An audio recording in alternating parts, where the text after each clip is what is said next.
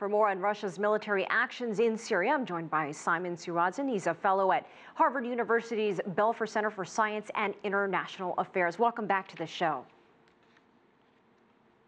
Thank you.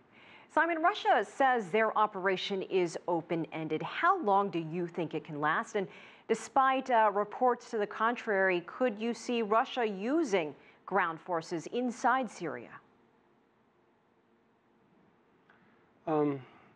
Chairman of the State Duma's Committee on International Affairs, Alexei Pushkov, has said that the operation is likely to last 3 to 4 months. So it's not quite open-ended, but I wouldn't rule out the possibility that it will drag on. I would discount the possibility that Russia would go on a ground offensive, but I cannot rule out a situation in which Russian ground troops on the ground in Syria would engage in ground combat if attacked, or if the military installations that they are guarding are attacked or come under close fire.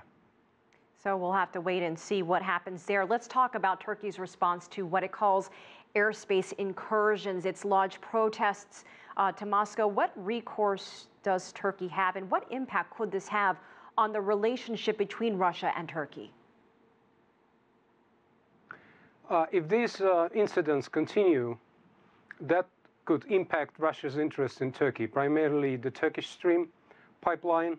And in the longer run, it might impact Turkey's stance on Russia's own insurgency problem in the North Caucasus. However, if this gets resolved quickly, and I hope it will, given the invitation for the Turkish side to come and engage in consultations, I expect that this will be resolved and there won't be a long-term impact on the bilateral relationship between Russia and Turkey.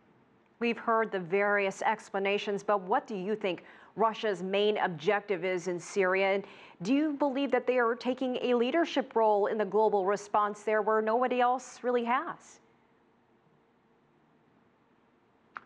I would say that Russia's prime objective is to prevent Syria from becoming a terrorist state, that is, ISIS and Al-Qaeda allied structures coming to power, sidelining moderates, and then exporting instability throughout the continent, including Russia's North Caucasus. That's the prime objective.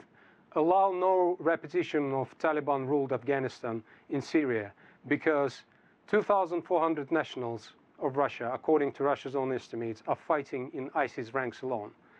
Over 1,000 more of Russian and Central Asian nationals are fighting in ranks of Al-Qaeda allied Al-Nusra Front.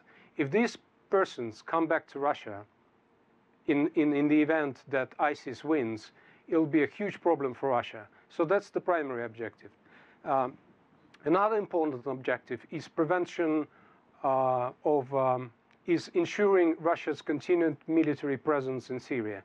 Russia operates a naval facility that it would like to maintain at the Tartus, and Russia would like to continue military technical cooperation with Syria, because Syria has been a major buyer of Russian arms, and sales of arms and other sophisticated machinery is important for Russia because it ensures a certain diversification of Russian exports, which is mostly, unfortunately for Russia, about oil and gas. As for Russia's leadership role in the conflict in Syria, it's far too early to say. There's been a certain vacuum and lack of understanding of objectives by the Western coalition, but I'd say it's too early to say who takes the lead in dismantling this threat. What is clear, though, that it's a common threat that both Russia and Western countries face in the form of the Islamic State and Al-Qaeda. If this threat is not eliminated, it's going to haunt both Western countries and Russia. ISIL isn't just only in Syria. Do you think we could see Russian airstrikes in Iraq? I won't rule out that possibility. As we know, on Russia's initiative, an intelligence sharing information center has been set up in Iraq with involvement from Russia and Iraqis and Syrians. So it could be the next step. ISIS controls Mosul. It controls significant part of Iraqi territory. And if it comes to a point where ISIS poses as great threat to the existence of Iraq as a state as it poses to Syria, I wouldn't rule out that Russia would get involved in airstrikes against ISIS formations in that country. All right, Simon and Saradzhyan joining us from Cambridge, Massachusetts. Thank you so much for your insight.